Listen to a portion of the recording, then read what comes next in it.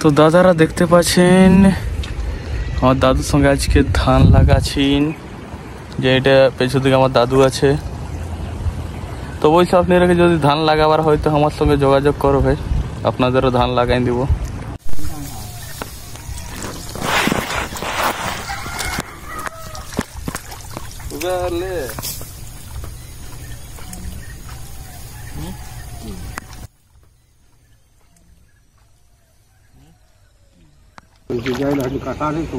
किटे पूरा माल बढ़िया नहीं है कौन ठिन उधर काटा नहीं देखी तो बता नहीं जाई से कौन কাল তো তোর জলই নি হতেছিল, বসার পড়লে না রাইতে। ও দেখছো মাদি বইছে, ওইসব প্রচুর জল হয়েছে আজকে রাতে।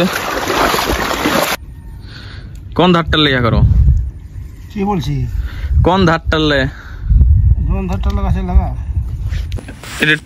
ট্রাক্টরে না হালে বাহা উঠে হালের উঠে উঠিন আছে সাগর নদী এদের টুকু ঢিপা থাকলে সাথে জলটা পাস নিয়ে গেলে কি করব, জল পাই যাবে।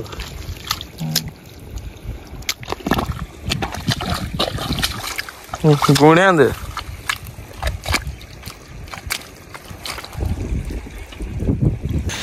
কামিন কা আসবো তো বললেন, আর বাদে তো নাই আসেন।